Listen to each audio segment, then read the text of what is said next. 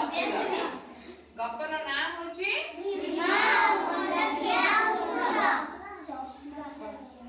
गपर ना होची कौन भीम आउ मंडाकिया असुर। जंगल रे असुर टिए रहउतिला। जंगल रे किए रहउतिला से राति रे गां भीतर को पसी मଣିଷ मानकु मारी खाउतिला हैला। सेठी जंगल रे किए रहउतिला से राति रे कोन करे गां भीतर को जाई मଣିଷ मानकु मारी की खाउतिला। से राति रे गां भीतर कोन करतिला पसे की मଣିଷ मानकु मारी खाई जाउतिला। राति हेले ता भय रे लोक माने कोन करथिले कबाट बंद करी रहउथिले। दिने गां रे लोक माने सभा करले हैला। दिने गां रे लोक माने सभा करले।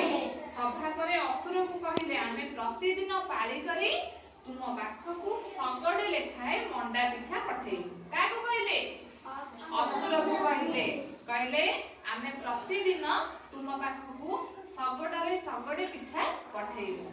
तुमे गां रे पसे आ हमकु हैरान कर नाही। असुर लोक मानक कथारे राजी हैला। लोक माने पाळी करी प्रतिदिन सगड लेखाए मंडा पिठा पठाइले। असुर सगड जाक मंडा पिठा सहित पिठा नेथिबा लोक को मध्य खाइ देउतिला। बुझिलो सगड रे जेते पिठा जाउतिला ताको खाइ जाउतिला। सगड को जे चलै कि जाउतिला ताको मध्य से खाइ जाउतिला। लोक माने पाळी करी प्रतिदिन सगड लेखाए मंडा पिठा पठाइले। असुर सगड जाक मंडा पिठा सहित पिठा नेथिबा लोक को मध्य खाइ जाउतिला। दिने जने गरीब बुढ़ीर पाळी पड़िला।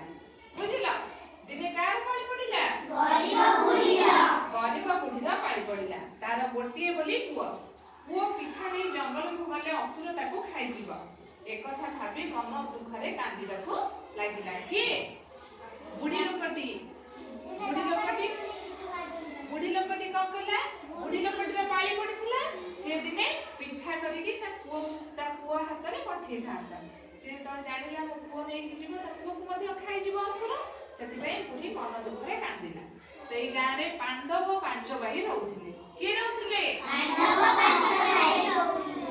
बुढ़ीर कांद सुनी भीम कहिला माउसी तुमे कांदना तुम पुओ बदल रे मु पिठा सगड नै बणकु जीवी।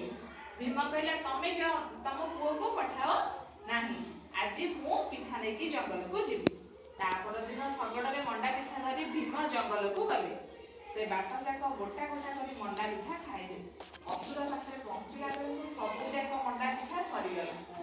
बुझिला भीम नै कि जाईची भीम जेतबे नै कि जाईची रास्ता रे त जेतबे भोक आछि का करछि मंडा पिठा खाइले।